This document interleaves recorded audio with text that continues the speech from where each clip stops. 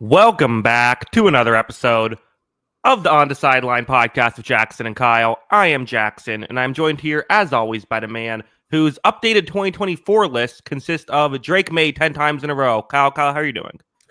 Doing good. Drake May is a savior. What a rookie quarterback class we got last year. Not expecting that big of expectations for this season, but we had a lot of fun with that group. Yeah, quite the draft class last year. Not quite the draft class this year. I think this is definitely one of the weaker ones. But we're still going to spend a whole hour breaking it down. I think we might spend less time than usual on kind of the, 5 through 10 range. But there's still some interesting quarterbacks to talk about on this list. Yeah, it is an interesting conversation because, let's put it this way. So obviously there were 6 quarterbacks taken in the first round last year. That's an anomaly in its own right? Mm-hmm. That doesn't happen.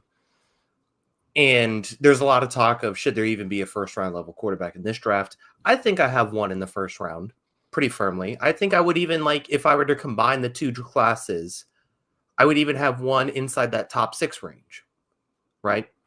However, I think people forget about after those 6 quarterbacks in the first round, the next quarterback taken last season was round 5. And I think there's a lot of players I would take before Spencer Rattler, who was the first round, 5th round quarterback in this class. So it's definitely not a top heavy quarterback class, but there's a lot of interesting 3rd, 4th, early 5th round candidates for me. Gotcha. Yeah, I have a few. I'm still not honestly in love with even some of the later picks, but there are some. I have several tiers that we'll get into in just a second. Before we do, Zachary Stewart with a super chat that says Rafael Devers. What's going on with him? Hey, he hit yesterday, so we're feeling good about that. Finally got a hit. And we beat Baltimore into 2 out of 3, so feel good about that. Red Sox are back. I did look and see that they start off 1-4 after you hyped up the season, but it's baseball. Things take time. Yeah, he was also 0 of 19 to start the season. Okay, with gotcha. 15 strikeouts.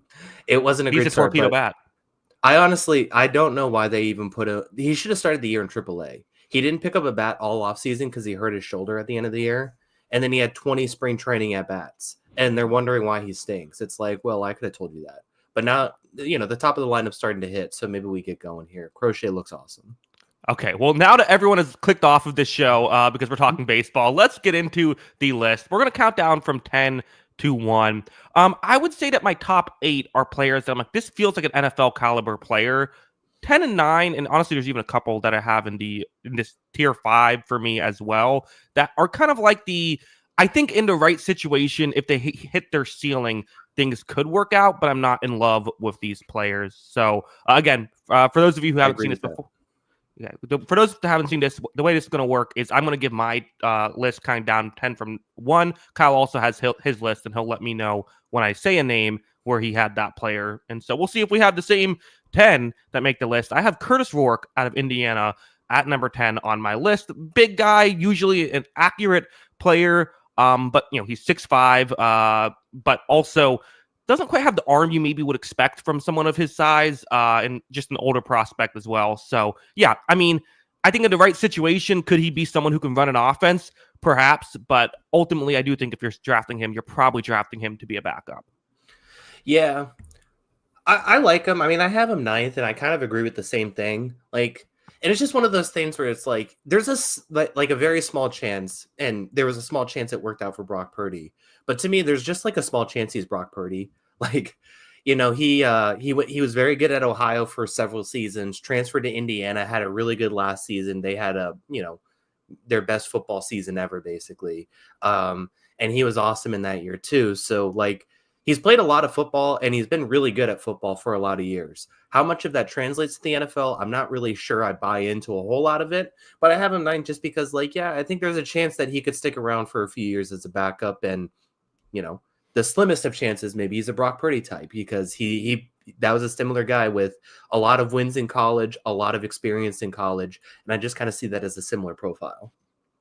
The drinking game is going to be how often we bring up Brock Purdy, right? Because that just kind of it's almost become its own new draft position that we talk about because of obviously him being drafted last overall and then being a good quarterback starting. There is questions into maybe, if you get put in the right situation, could you be good? And yeah, I agree. I think that's exactly what this player can be. And I think what you brought up as well is important. I brought up his age. The good news is he's had good years prior to this season, because if you're a one-year wonder at 24, that's concerning. It's less concerning when you're not a one-year wonder. Yeah. Yeah. I mean, obviously it was the max, so level of competition is a conversation there. But I mean, I think he proved at multiple levels he can be a very good quarterback, and with different talent levels around him too. And I think he had some really big games throughout his career. I think all that's kind of important. And as we've seen time and time again, like the quarterbacks with more reps in college seem to do better in the NFL. Like that seems to be the one consistent thing we found in evaluating quarterbacks is like those one-year wonders don't work out as well. So I think there's a lot to like about him, but yeah, I mean, still talent wise, he's going to be a later round pick, if not undrafted. But I think there's an interesting thing that someone's going to take a chance on him on a practice squad, and maybe he works his way up. But yeah, I think there's some things to like. Comment said JKS would probably put Goff 8th on this list. Always a hater. Yeah. No. Yeah. Couldn't you just see Kurtis Rourke like 10 years from now? We see him he's like starting a game as a backup. It's like, oh yeah, that guy. Yeah. He's still around. The Chase Daniel move. Just collect those paychecks. Yeah, I could see it definitely. Yeah. He's my only one I'm putting in the Brock Purdy comparison. I have one Taysom Hill comparison. I have one Brock Purdy comparison, and that's about it. Okay, yeah, I think I got like 4 or 5 Brock Purdy comparisons, so we'll get into it. But let's go to number 9. Again, we don't spend forever on some of these. This is another player who I have in my.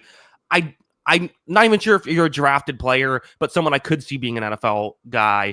I'm going Tyler Shough out of Louisville, another old guy. He was a one-year wonder when he was 24 years old. The thing is I thought he played well last year. A guy who. We can make the Brock Purdy comparisons with some of these guys. I think that one thing we forget with Brock Purdy is he was a really good player, like kind of where he was at his best in college was when a play broke down. Whereas in the NFL, obviously the Shanahan scheme, you don't have to be great at that. He could just be good enough and then add value when a play breaks down. Shough is not that. He quite frankly reminds me of Will Levis sometimes when a play breaks down, of just this kind of panic setting in. I don't love him there. I do think he really needs to be in a good situation, because I do think he ran the offense very well last year, and I do think he has an NFL arm. But the age concerns and when a play breaks, the playmaking concerns would probably have me not draft him, or if I were to draft him, it'd be very late in the draft. Yeah. So here's my first hot take, I guess. I have him 4th. Whoa. Okay. Yeah, this is a hot take, Kyle. Yeah. I understand the age, all that. So here's my Tyler Shough defense. He was a highly touted recruit. I mean, it felt like every season until his last season, he dealt with an injury. And that's obviously your concern, is can he stay healthy? But, that second year at Oregon when, he was a redshirt sophomore, he threw 1,500 yards, 13 touchdowns, 6 interceptions. He led the college football in only 7 games played because of an injury again. In 9.3 yards per attempt, he had a 160 quarterback rating. He actually played pretty well at that level. Transferred to Texas Tech. I thought he played pretty well at Texas Tech too, before all those injuries for 3 straight years again. And then, like you said, so the injury thing is very much a concern.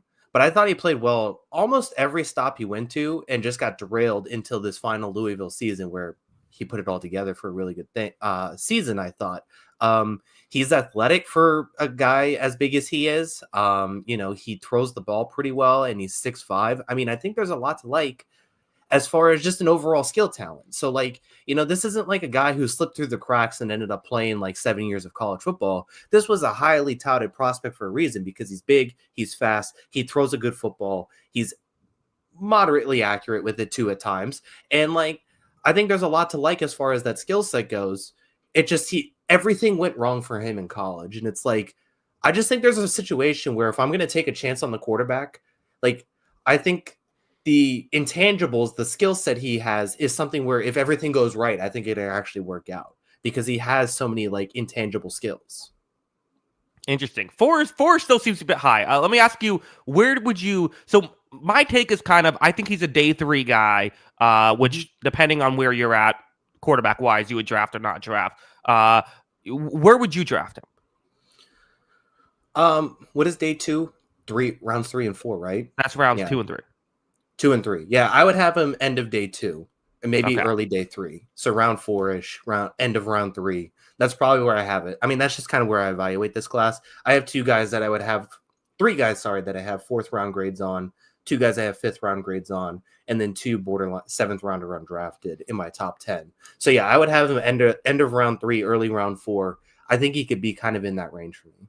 Gotcha. Well, there's I'm just doing the math in my head. That means there's another hot take coming before too long, because I think most people view the top 4 as a typical 4, but we'll get into all that. So let me ask you then, if you're the fan, does it concern you? I mean, the injury stuff concerns you. Does it concern you how, like, I wasn't overly impressed with his athleticism, and I wasn't impressed when he didn't have a place to go with the ball. I didn't love that part of his game. I agree, he was a good college quarterback, but I have concerns about how well his game will translate to the next level. Yeah, can he improvise? Can he do, like you said, if you're going to make that, like, can this guy be a Brock Purdy as a late round pick thing? Can he, like, extend those plays? I'm not entirely sure about that. I do think he's a little more athletic than he leads on sometimes, and he can do it, but he really hasn't done it for a lot of his career, which is the issue. But I think when you have design run plays, I think he runs the ball well. So can he translate that into a more extended play thing? I think is going to be the biggest challenge for him. But yeah, I think in structure is definitely where he thrives.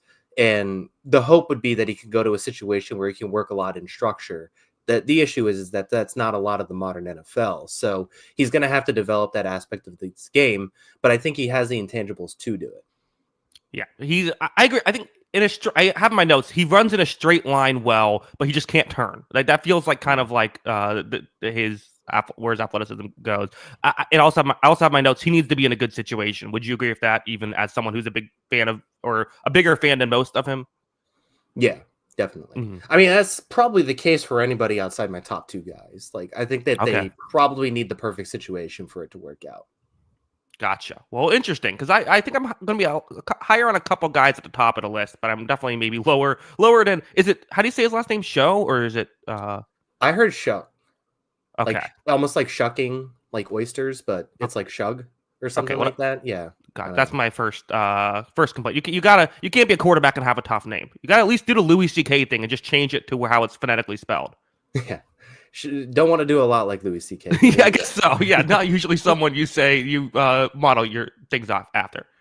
Yeah, that's fair. Right. Who do you got at 8? Got at 8.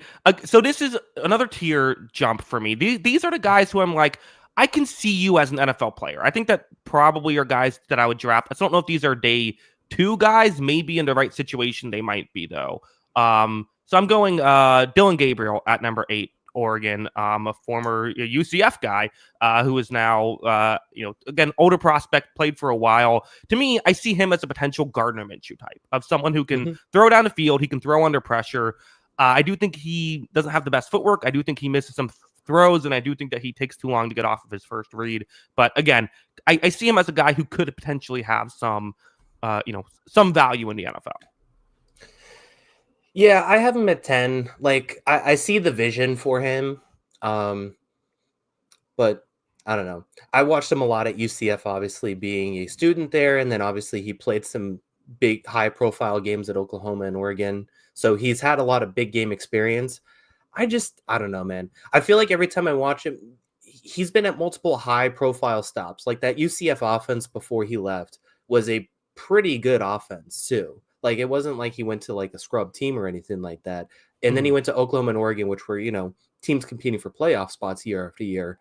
And he just never did enough to wow me. And I just don't know if I can really buy into that situation. Like you said, I think he's pretty accurate with the football, but it just feels like every time I watch him, the ball hangs up in the air a lot. And I just don't know if he has the arm for the NFL. He doesn't have the athleticism, and he doesn't seem like the biggest player every time I watch him. So I see the vision for it to be potentially work out, but I do think, the Minshew thing is probably the best case scenario. And, maybe he could be a good backup like that.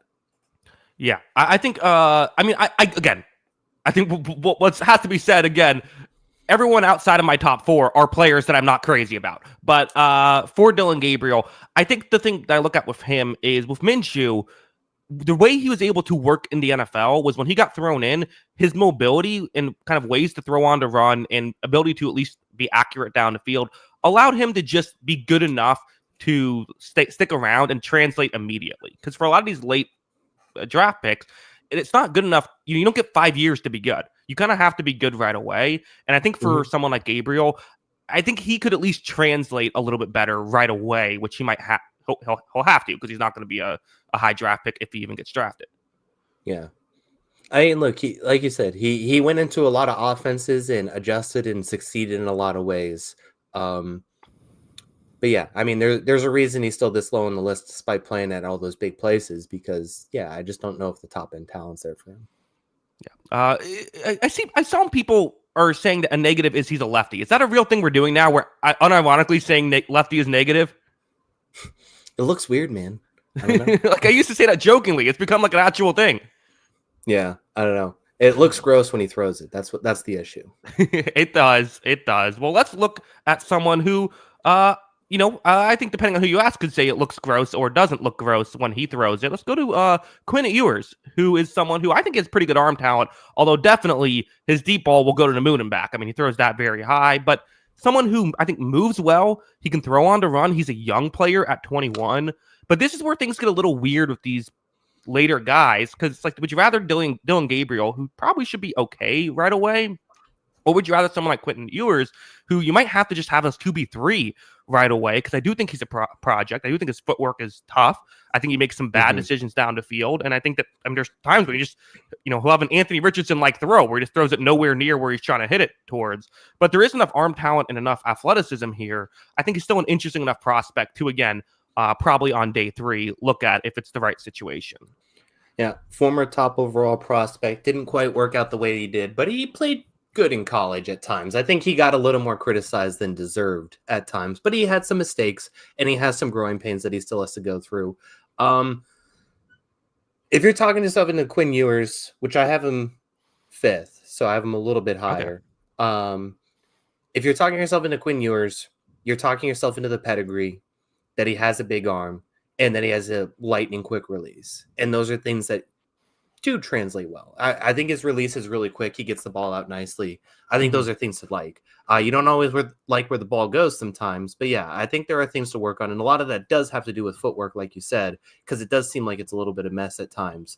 But yeah, I think you're talking yourself into the arm talent with this guy. And I do think he has arm talent. There's a reason that he was a highly regarded prospect for that reason. And there's still a lot to like there. But you just have to fine-tune some things that he didn't seem like he got the fine-tuning, whether at Ohio State or Texas. Yeah, and that's the question mark that you just have to have with someone like Ewers is, I think a lot of people sometimes fall in love with this kind of prospect because, everything they need to fix is fixable. It's the footwork stuff. But it's like, you got to keep in mind, like, and he's younger, so it's a little bit easier to talk yourself into, but he's been playing football his entire life a certain way. It's not always so easy to Josh Allen a guy and get them to change their fundamentals. Like, it doesn't always work out that way. Yeah. No, I mean, I agree. Like, there's a lot that he still has to overcome as his own player. And for him to reach the potential that he once had, it's going to take that sort of situation. But I do think the whole aspect of, I think when it comes to quarterbacks that aren't like the top level prospects, like if you don't have top level tape to me, I am more than willing to take a chance on a guy with arm talent rather than a guy with not. And I think that's why he's going to get drafted higher than people, especially people who didn't like him in college, which there's a good amount for, he played a lot of big games. Texas is a team that people don't like either. For those reasons, I think he's going to get taken higher than people would like to see him. But I still think that is the reason why you're talking yourself into Quinn Ewers, is strictly off of potential and arm talent rather than what you actually see on the tape. Yeah. He might be someone, too, that like you see a team that like doubles down on a quarterback, like what the Patriots did with Joe Milton, who is now no longer with the Patriots. Yeah. And Joe Milton was the same thing. Highly regarded prospect. He could throw the ball a mile. There's a lot to like at that as far as that goes, but he also didn't play very good quarterback in college football. Quinn Ewers played better quarterback than Joe Milton in college football, but it's the same thing though. He has the arm talent you're going to fall in love with, even though it still feels like it's a long way to go for him to be a starter. Yeah. Low Sauce in the chat says this is the first time I've ever seen Ewers over Shough. Yeah, I'm just calling him Shough. Sorry. But fine. the Shough pick, I feel like people are critical of. Listen, he's seventh on the consensus big board. He's below Ewers on the consensus big board. It's not that hot of a Yeah. take. No, I don't think. I thought mine was hot by Yeah. calling him fourth. Somehow I'm the one getting all the criticism. Yeah. I had these guys 4 and 5, so I mean, I don't know. It's okay. We're all allowed different opinions. It's okay. We're all gonna wait. Yes, we are. We are. Draft takes always get some controversy, which is part of I the also fun. think it's great. I think it's also great when we call this a terrible quarterback class, and then like criticize people for like opinions in a terrible quarterback class. Like all of these guys that we're criticizing are probably going somewhere between rounds 4 and 6, which is just a crapshoot anyway. It's just the guy you like the most. There are guys who it seems crazy would go in round 4 that a team just has higher rated because of some analytic or something like that. That's the same thing with these quarterbacks. Yeah, my number 5, I'm like, yeah, maybe I draft him. Like that's where I'm at with these guys. Yeah. So I mean, like I said, I like the middle of this class a little bit more, but at the same time, like I still think it's all kind of a crapshoot. You're just kind of basing off of your talent. Yes, Luna seems to agree as well. I'll move on to number 6 to give Kyle's dog a chance to calm down. Will Howard is my number 6. This is the guy who I have as my Brock Purdy comp, which again, the way we compare guys to Brock Purdy, it's never actually fair because he's very different than Brock Purdy because I don't love his creativity. And I do think that essentially the way he works is he throws to his first or second read every time. But he does that pretty well. He can be successful in design runs. He can throw off balance and he can move well. So again, he feels like someone who in the right situation could be an effective quarterback. Although I still do have him in the same sort of tier 4 with these quarterbacks. Yeah, I have him 6. Okay. And I basically just wrote he's fine. Yeah. Mm-hmm. Yeah. It's just a lot of interesting aspects to him, right? Like he transfers to Ohio State, which seems like kind of like a promotion situation, but at the same time, he transferred from Kansas State to Ohio State, and there's a lot of people in college football media who think he would have lost his job at Kansas State if he didn't transfer to Ohio State because they had this other kid that played okay last season. But anyway, so there's a lot of people in the media who thought if he didn't transfer from Kansas State, he was going to lose his starting job anyways. And he goes to Ohio State, which, like you said, you want this guy in the perfect situation.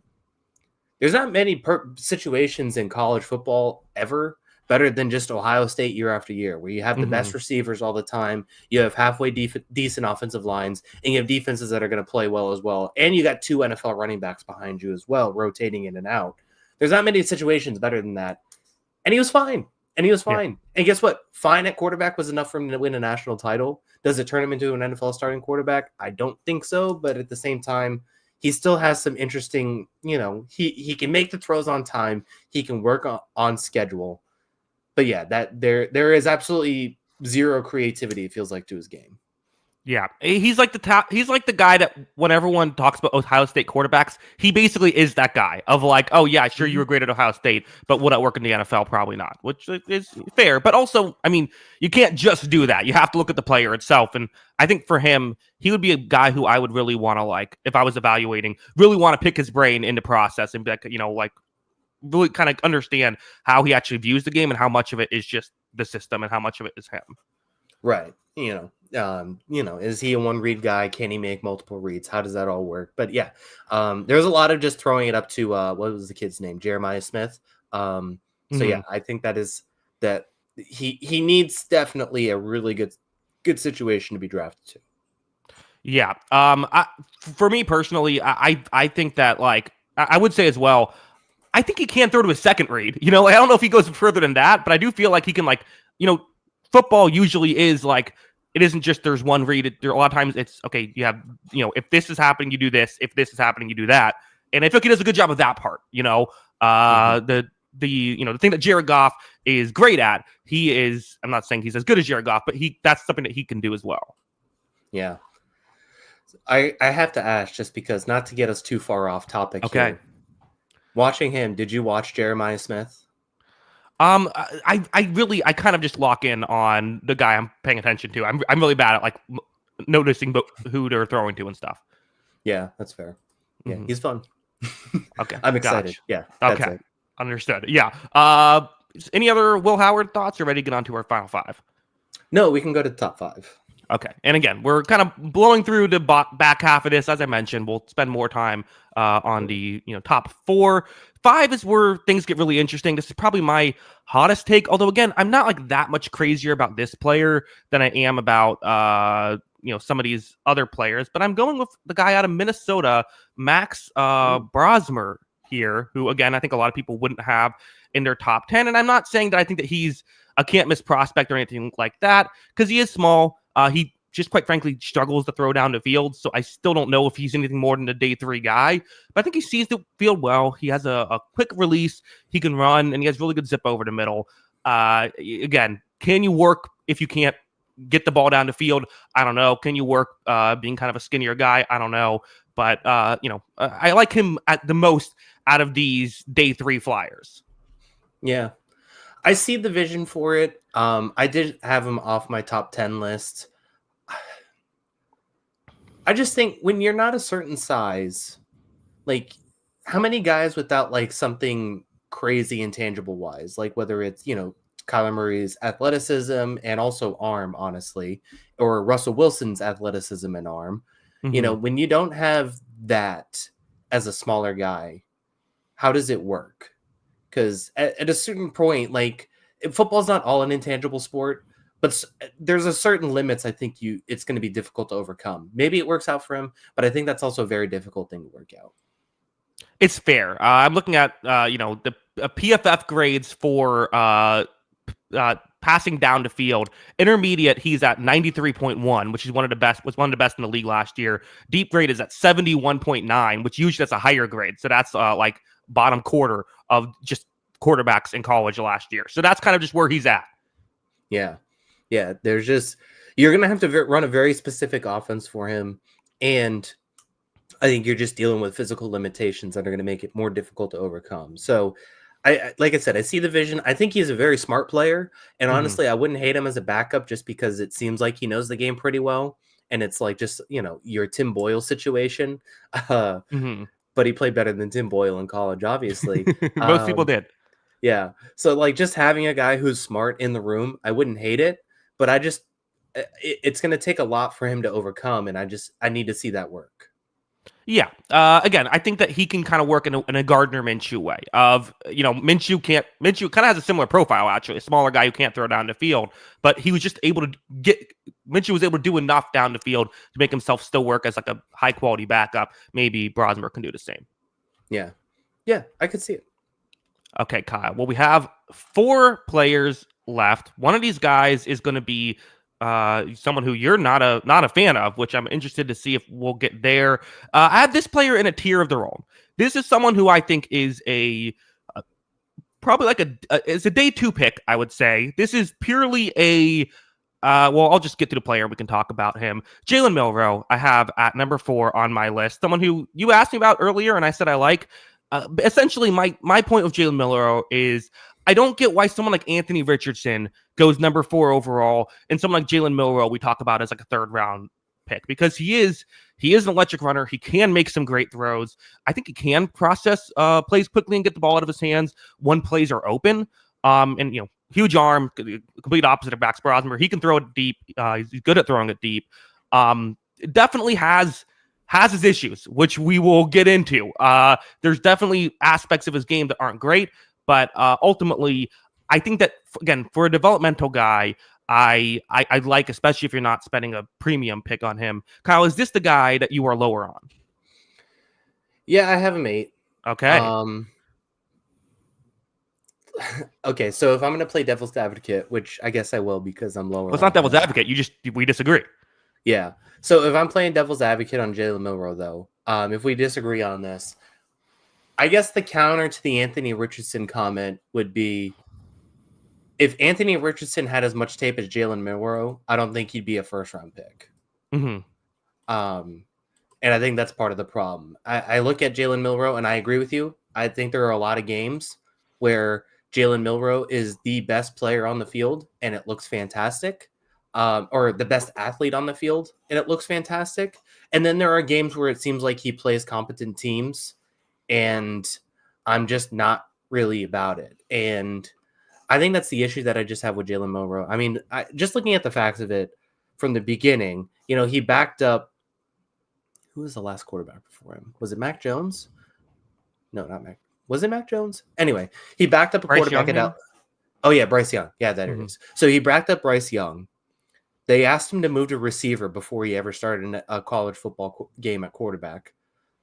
He didn't want to. They kept him at quarterback. They had this kid, Ty Simpson, as a backup, who was a 5-star recruit. Didn't really work out. Ty Simpson has not worked out at all. They missed on every transfer quarterback they could and said, oh, wait, we have a quarterback problem now, to the point Jalen Milroe started. He got benched that season, came back in, played pretty well, got him to the playoff. Good for him. All that was good. And he went and played Michigan and had one of the worst games of his career. Even this past year, he got the starting job back. He was touted as a Heisman because the first couple big games, really struggled in some of those high-profile games later, including Tennessee, that kind of kicked him out of the playoff spot. And I don't know, man. Like I said, when he plays bad teams, I think he looks excellent. And when he plays good teams, I think he really struggles. And I think that's a huge line that is going to be a lot to overcome. And it is a lot of the Anthony Richardson thing to me, which we're seeing in Anthony Richardson right now as a starting quarterback, is like, when he can be the best athlete out there, he's going to look great. But when he has to play teams with competent play, I just don't see the vision.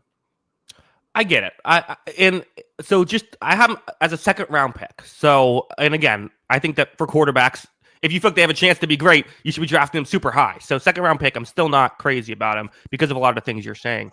I think that for me with Milroe, I think the fact that he's had 2 years isn't enough for me to say, well, that's just it. He's a finished product, which obviously I know you're not saying either. But I just feel like there are ways where he can, he can improve. Now, again, some of my issues are that he sits in the pocket way too long and he'll take chances. He also will miss throws, which was similar to the Anthony Richardson thing, because that was kind of the underrated negative aspect of Richardson, is he just misses a ton of throws.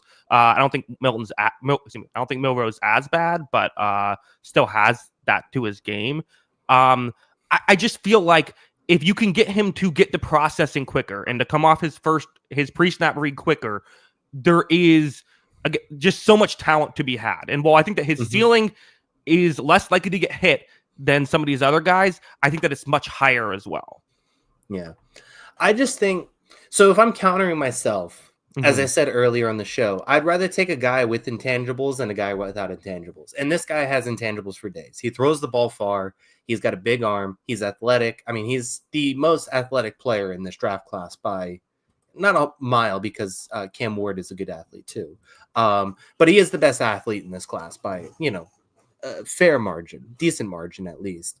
And so I think that matters. If you're going to take your chance on Jalen Milroe, Anthony Richardson, I'm saying it again. If I'm taking my chance on Jalen Milroe, that's probably what I'm talking myself into, is the skill set is just something that most human beings can't match, never mind quarterbacks. And that's something I really want to do.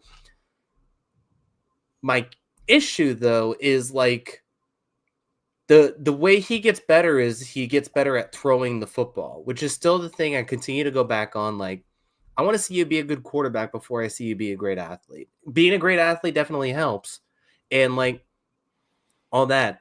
And I think he has some improvisation to his game because of that athleticism. But like, I think Tyler Shough is a better thrower of the football than him. And I think that's something that matters because, yes, Shough probably has 50% of the athleticism as Milroe, but I think he's a better passer. And I think he can use his legs in more effective ways because he is a good thrower of the football, where, teams are going to load the box on Jalen Milroe and say, throw the ball and see what happens. And yeah, he, like Richardson, he's going to hit some gigantic plays that are going to be exciting. But at the same time, I think there is still a lot to overcome as far as like, he's got to be able to show he can consistently hit the 10-yard out, stuff like that it feels like Richardson and him miss time and time again. Yeah. I understand. And I think part of it just comes down to philosophy, right? Who would we rather have in this situation? Again, if you're a team that has a quarterback and you're drafting for a backup, Milroe should not be the guy you're drafting. Like that, I'm totally on board with. But I just feel like if you're I'm trying to think of let's say you're the Browns and you don't love any of these quarterbacks outside of Cam Ward. To me, I'd rather go into the season with him and let's just see if we can figure this out and make this work. If it sucks, well then, hey, now we have a quarterback that, we have a good pick next year. Whereas if you go with someone like Tyler Shough or someone like Dylan Gabriel, I just don't know what the vision long term is there. Yeah. And those guys are older, so that plays a factor in it too. If he went to a Giants, like if the Giants took him third, fourth round, I wouldn't be that mad at it because, he's going to learn behind two very experienced quarterbacks who have seen a lot of the game. I don't think that, Russell Wilson would be a great person for him to learn from. It seems like behind the scenes, right? And be kind of the mentee too. So I think that would be a really good situation if a team like the Giants with multiple quarterbacks in the room, I agree, I just think it's going to take a very long time. And, how many guys have we seen become good throwers of the football in the NFL? Like Josh Allen. And it seems like a lot to overcome from that regard. Yeah, no, it's unlikely. It's unlikely, but again, the potential, it's a lottery ticket. That's what it is. Yeah, it's the 1% he turns into the next Josh Allen that you're like, okay, we'll take our chances and see what happens. That's the same thing you talked to something like Anthony Richardson, though, right? There's a 1% chance this guy's the next Josh Allen. But it's going to take a lot of development. Yeah, I think I'd go higher than 1%, but I ultimately do agree. If Richardson was awesome, do you think Milroe's a first round pick? Yeah, probably. Yeah, I think Richardson, it's weird how it works, where it's like the most recent guy is like Richardson went high because of Josh Allen. And now, right. And again, I don't know if Richardson also was a better athlete than Milroe. Milroe's a very good athlete. Richardson was like, he's different. Crazy, but yeah. Yeah, Richardson is probably a top 5 high school football athlete I've ever seen. So I don't think he's quite that, but he is a good athlete. But it is, again, I think it's one of those things. If Richardson had this much tape, Richardson's probably not a top 5 pick, even though with the Josh Allen comparisons and all that. If he had this much tape and it was up and down like Milroe, I don't think he would have been a first round pick.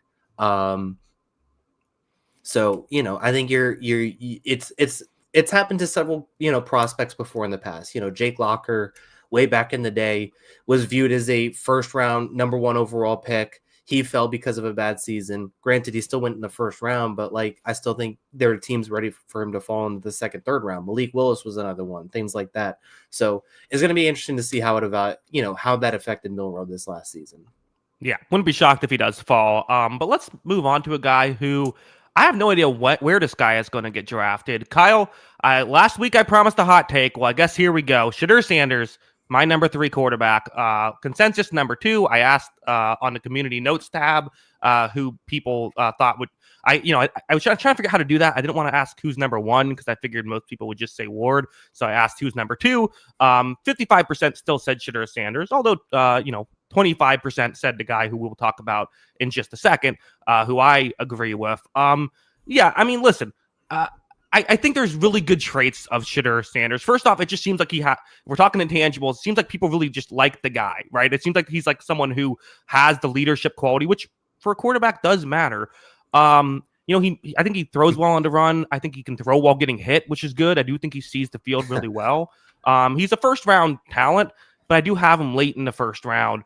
I quite frankly, I view his creativity as a negative, not a plus. I think that his unwillingness to let a play die reminds me of Justin Fields in a lot of ways, or Carson Wentz in a lot of ways, of not, I think, doing all this crazy stuff that doesn't tend to work. He is someone who loves to take sacks, and he really likes to sit in the pocket, and there's going to be a massive leap from college to the NFL in that. I also have some other critiques. I guess I'm going to go through them real quick. He's not a great athlete as well.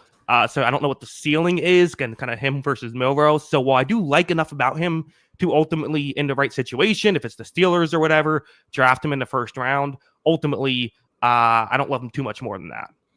Yeah, I have him QB2. I have him early second round pick. Okay. Maybe late first. So I'm actually higher on him, but I have him lower on my board. Yeah, I have one firmly first round quarterback grade. Interesting. I mean, let's get into the Sanders thing. I mean, it's interesting. There are a lot of things. I love watching him play because I think he's interesting. I think he's got a lot of intangibles to his game. I think he knows the game incredibly well. I think he reads the field well. I think is very accurate with the football. I think he puts really nice touch on the ball at all three levels. For a guy that doesn't even have the strongest arm, I think he actually throws the downfield ball pretty decently, which is something that's still impressive. I wouldn't even consider him a good athlete, honestly. Like I think he looks like a guy. How do I word this? His last name is the name of a guy who was a great athlete. Yeah. His dad is like one of the greatest athletes in NFL history. So everyone thinks he's a great athlete, and he runs around back there. But like you said, I don't think he's that athletic at its core. You know, he just kind of moves. But exactly, like we've said it time and time again on here. Not every sack is an offensive lineman's fault. A lot of these probably were on Shedeur too, but he also had a bad offensive line. So I don't think it helped either, that offensive line situation. But yeah, the improvisation thing can be scary at times, but there's a lot of intangibles I still really like about the guy. Yeah. You know, like I said, I think he's very accurate. I think he reads the game really well. He's got a lot of mentorship from guys like Brady. Obviously, his dad being in the NFL and being like one of the premier defensive players probably helps as well. You know, he's had a lot of good coaches throughout his career. You could just see this guy has been coached to play football at a really high level, and I really like that.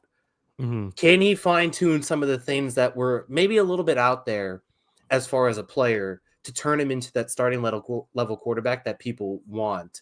I think there is I think there's a chance of it, but there's still a lot to work on. And I think that is what's going to turn Sanders either into a good quarterback in the league or probably a bust.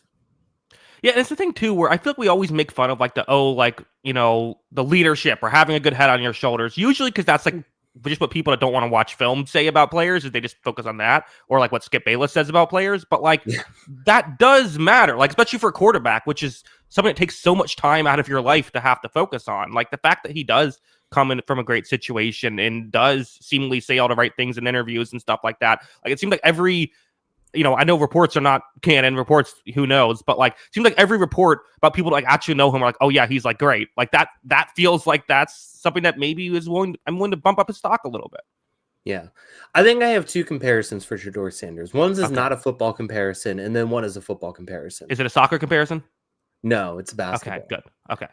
So one of the non-football comparison for me is LaMelo Ball, where I think LaMelo Ball has all the talent in the world. But I also think LaMelo Ball currently in his form is a losing player because he has a lot of bad habits, including he shoots one-footed three-pointers like on the regular for whatever reason. He does a lot of really dumb things that I think prevent his overall level of talent from reaching the star status I think he actually has the talent to do. I think Shedeur Sanders, like you said, he has the intangibles, he has the leadership. He seems to have this ability to galvanize the players around him that I think really matter. But I think he makes a lot of mistakes as far as just like,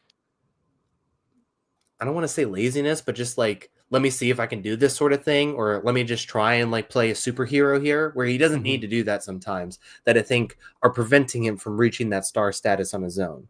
And then the other comparison I have, which is a football comparison, and this is going to sound disrespectful, and I don't actually think it is. Johnny Manziel. Okay. I think sounds disrespectful. You were correct. Yeah. Your first read was correct. That does sound disrespectful. Here's the thing. I think there's a scenario where Johnny Manziel works out in the NFL back in the day as a prospect. He had a lot of similar things with Manziel, where Manziel ran around like crazy. He made some crazy throws, but at the end of the day, like he got a lot of the stuff done because he has a certain level of skill set. I think Johnny Manziel failed because he didn't really care about football that much, as we saw with a lot of the documentary, all of his off the field behavior. It got a little carried away from him. I think there's a scenario where if Johnny Manziel locks in, it works out for him. And I think Sanders, based on what we're hearing, based on the reports, all that kind of stuff, and just, the way he behaved at Jackson State in Colorado, I think Sanders cares a lot more about football than Johnny Manziel did. And that's where I think it can work, because I do think there is a skill set in a version of this that works out really well.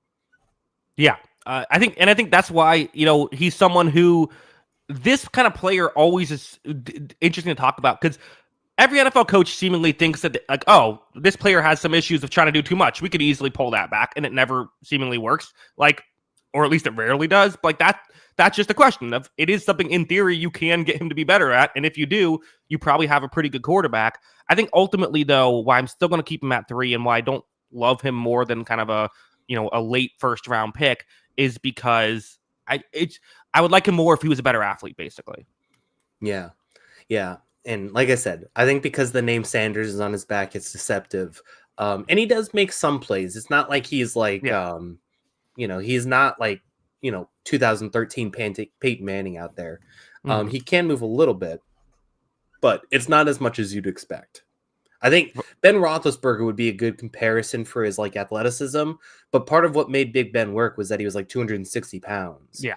And he couldn't get tackled, and he's not 260 pounds. He's like a small Ben. Yes. Thank you. Yeah. That's what I'm here for. Let's move on. 2 guys left to talk about. Let's talk about Jaxson Dart, who seems like we have someone in the chat who is the number 1 Jaxson Dart hater. So, hey, that's cool. Everyone's entitled to share their opinions in the chat. We appreciate you. I like Jaxson Dart. Again, I still think I would have him kind of around 20th overall in a typical draft of like, I don't know if I consider him sort of like where Kenny Pickett got drafted is kind of how I view him. But, to compare him to Sanders, I think he's a better athlete than Sanders. I think he has a better arm than Sanders. But, I think he's accurate. He's young, one of the younger players in the draft. He's still just 21 and still has multiple years of being good.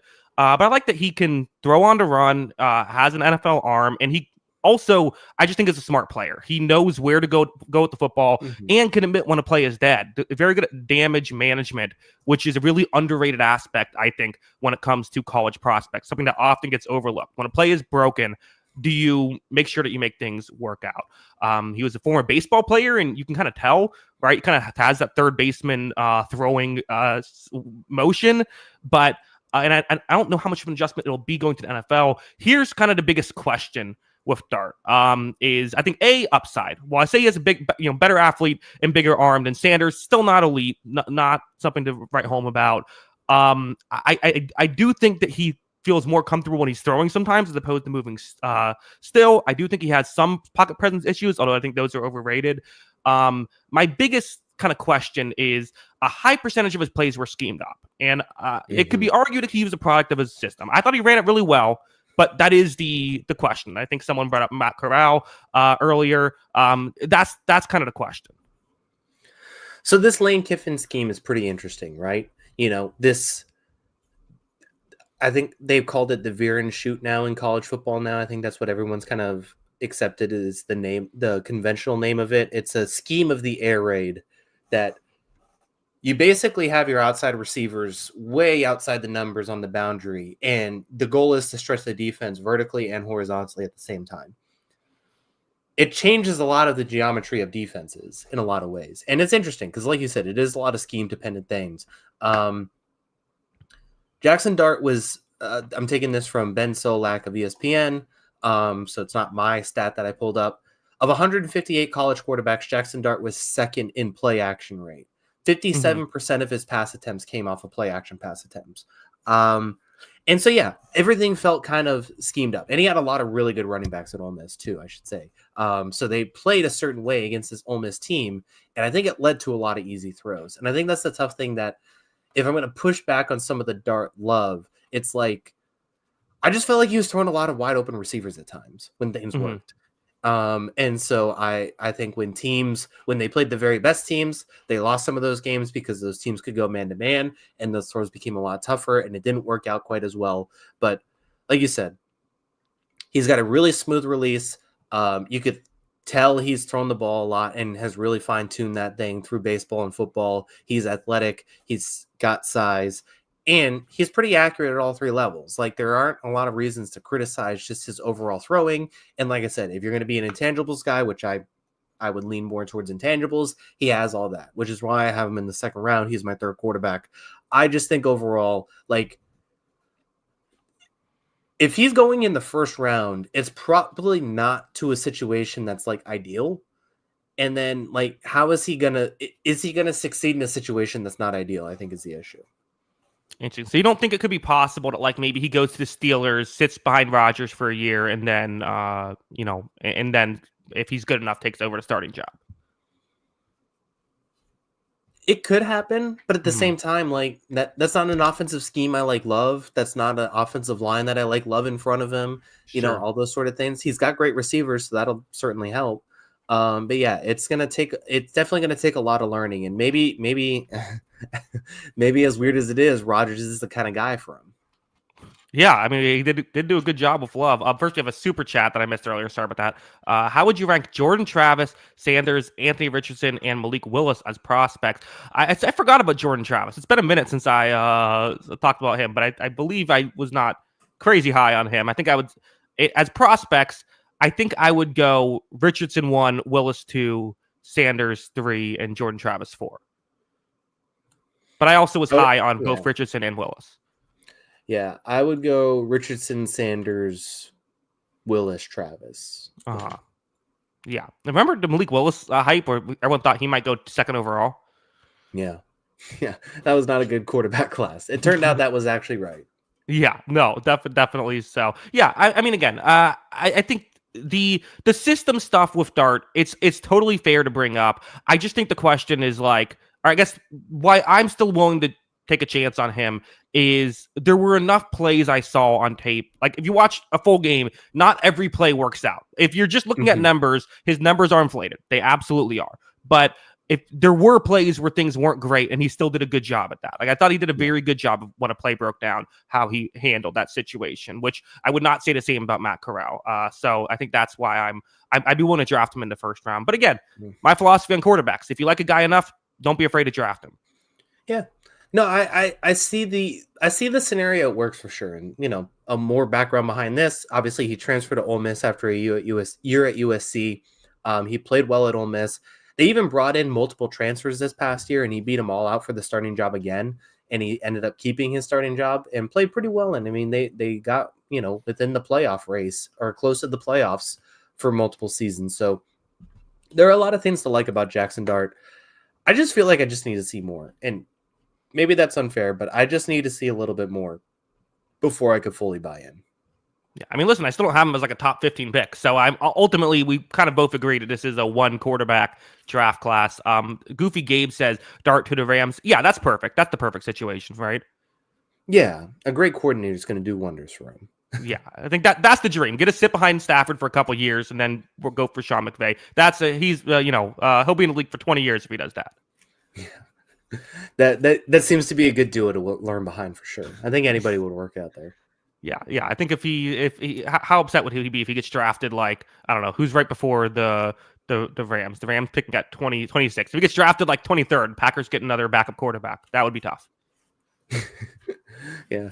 I would love it. I'm all for it. Packers take more quarterbacks. That's what they need. I think so. Kyle, let's talk about number one on my list. He's number one on your list. He's number one on everyone's list. Cam Ward, who, I mean, consensus number one, it feels like at this point. I really like this guy. And I think there's been a weird... I think so. Also, I forgot to do my tiers, but Jalen Milroe I had as kind of in his own tier at tier 3. I think Jaxson Dart and Sanders are both in tier 2. Cam Ward is in a tier of his own, in my opinion. And there's been this kind of talk of, well, Cam Ward's the first quarterback in this draft class, but he's not a great first overall quarterback. I disagree. I think he's a perfectly fine first overall quarterback. I think there's a lot to really like about him. He has great athleticism, great arm strength. And I think one of the things I was most impressed with is how well he gets the game of football. He knows when to throw the ball, where to throw the ball, how to throw the ball. He'll throw sidearm and things like this. He has good timing, NFL level timing. There's a ton to like about him. I could go through my list, but yeah, Kyle, are you right here with me? Yeah, number one for me. I have him as a top 10 prospect in this draft. I'm a big fan of his. I think he's got the skill set. I think he's got the athleticism. It's always hit or miss for me. Like, will this improvisation stuff, like you want that in an NFL quarterback at this day and age, but it's also a catch-22 of like, does it work for this guy? Is it Mahomes or Caleb Williams? Whoa. Oh, did we cut out for a second? I was just saying, is it Mahomes or is it Caleb Williams? His, making guys miss stuff. Exactly. So, that is the things you worry about. That being said, like, there's a lot of Kyler Murray to his game. Like, he seems so relaxed in a good way or a bad way, like a creepy way. Yeah, it's almost a creepy way with how relaxed that he is at all times. Like, you just see him like you'll see him run so nonchalantly, and you're like, oh, this isn't gonna go well. And then he just like runs around 3 guys. Or it's like he'll just like go back 20 yards avoiding a pass rush, and he's like carrying the ball with one hand the entire time. And you're just like, okay, we're just doing this. And it's like it still worked out in his favor because he's such a good athlete and he's so good. But like, those are just things that it's like, do we really have to do it that way? But like, it's just like that sort of poise and calmness is almost like a superpower in its own way at times too. Like, it's just like it gets him out of difficult situations, even though it like gives you a heart attack half the time you watch it. Yeah. He's not a perfect prospect. And there's no such thing as a perfect prospect. Every prospect that you evaluate, especially at the quarterback position, has their concerns. My biggest concerns of him were I think that he often held onto the ball for a while, kind of like what you're talking about. It usually worked, but it is like kind of like we're saying, will it work in the NFL? Outside, he would sometimes struggle when he's under pressure. So those are kind of my 2 big critiques. And then another thing that's not really a critique, but just I guess a question of love to take chances, especially after a play broke down. He would throw the ball down the field. Again, it worked. It was good in college, but I don't know how many of these are going to work in the NFL. So that's kind of the concern. I think love to take chances is an undersell of what he did. Yeah. He just has some awesome highlights. And look, I mean, he played a lot of football in college. Granted, it wasn't all at like Miami level play. He played 1 season at Miami, but he started 2 seasons at Washington State before that, which was competitive football the last 2 seasons. The Pac-12 was pretty good that last year. He was there too. And then before that, it was Incarnate Ward. And this guy has risen up through the ranks. He's basically started everywhere he's gone. He's gotten better everywhere he's gone. My brother's a Washington State fan. We're from the Washington area. And the first year I watched him at Washington State, he's like, do you think he can go to the NFL? And I said, I don't know. And then the second year I watched him, I was like, I think there's a little bit of a case for it. Then I watched him at Miami, and it's just like this guy gets better and better, it feels like, every year. And that's something I really like, something I really value, along with getting all of those reps. I think there's just a huge skill set here that I could really get behind. I think, there is a scenario where I think he's a Pro Bowl level quarterback, top 10 in the league. And there's just not a lot of guys that I would evaluate and say, yeah, there's a chance of that. Granted, there was like 3 last season, but I don't think that's something year to year you really bank on 1, 2, or 3 guys happening. Yeah, and that's why ultimately I think the Titans just kind of have to take him first overall. That Kyler Murray comparison's dead on. You nailed it. Yeah, I mean, he's bigger than Kyler Murray, which is also the upside part of him, is that he is bigger. But yeah, it's just like that. It just, so much of the demeanor feels the same. Like, I'm just going to run around for 10 seconds with one hand on the ball, and you're still not going to catch me, and it doesn't matter. Should they, when teams are interviewing him, should they ask what he feels about video games? Should they maybe put him in a room with like a video game and like a book, and then see what he does? They got to check his hours spent on his consoles or something. Yeah. Like, I have a PlayStation as well. Add me. Just to check. Yeah, just to keep an eye on that. Yeah, I think that might be the move.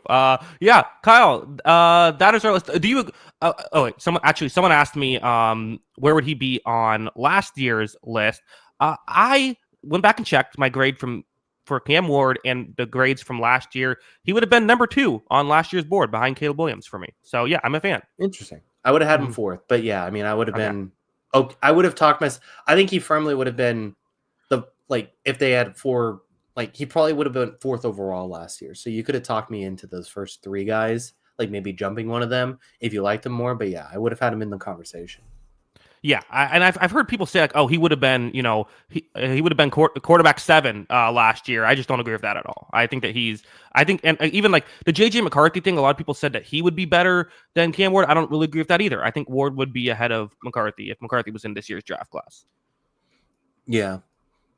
No, I think I agree. I would have him over him, Michael Penix, and Michael Penix and Bo Nix were also older prospects with a lot of concerns too. So I think he had a lot more. I think he has a lot more going for him as far as skill set goes. Yeah. Well, Kyle, those are our quarterbacks. As always, I'll tweet out my list so everyone can get mad at me there. But yeah, I mean, as a whole, I think it's an interesting class. I think that there's going to be more than one starting caliber quarterback.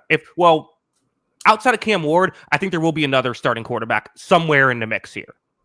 Yeah, I could definitely see either of those top 2 guys. And then, it's a crapshoot beyond there. Whether you like a Tyler Shough, whether you like a Jalen Milroe. I had Kyle McCord 7th. That is a guy I had him 7th on my list, and I kind of just said, this guy feels like Drew Lock. Uh, So that was my quarterback. I had Baker Mayfield if he didn't have Baker Mayfield's arm. Yeah. That's two. And I also had Riley Leonard as an honorable mention. Mainly, like, look, he won a lot of games in college, and he's athletic. The issue for him is the forward pass. But yes, I have on my notes. This made me laugh. There doesn't seem to be much of a plan when he makes throws. That's all I wrote. Which, that seems like an issue. Yeah, it was like last season. Notre Dame realized, oh wait, this guy can't throw the ball. Mm-hmm. So they quickly just transitioned into, look, we're just going to make you an athlete and make the national championship with our offensive line. That being said, there's like a 10% chance. There's like a 40% chance this guy's the next Taysom Hill. And that's why I have him on my list. Mm-hmm. Yeah, that's good. I also wrote, I'm worried for Birds when he throws a deep ball. So I was in a comedic mood, I guess, when I was writing my Riley Leonard write-up. Yeah, it really is, like I said, the forward pass is a problem for him. So, yeah, I think that is something he's got to work on. Yeah, I think we keep waiting for a new Taysom Hill. Just Sean Payton's in the NFL, and he's still not getting a Taysom Hill. Maybe he'll get Riley Leonard.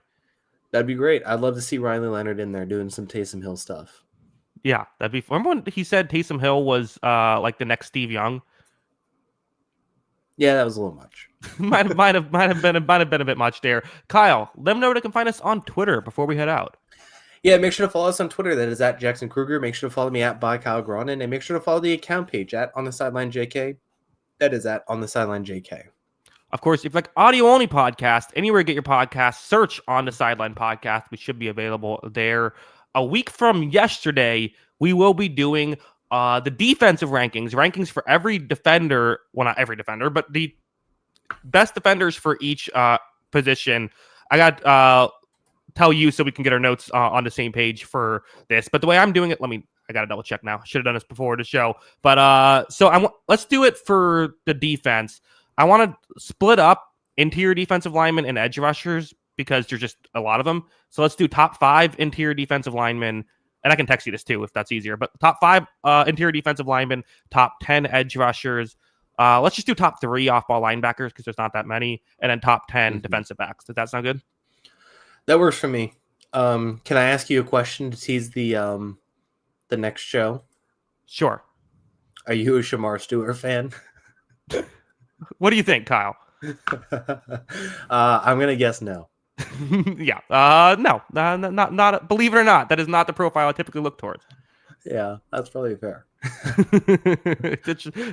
Honestly, here's what I'll tease. I think this is a really overrated defensive line class. I think there's a lot of guys where I'm like, wait, this guy's supposed to go in the first round? There's a lot of that for me.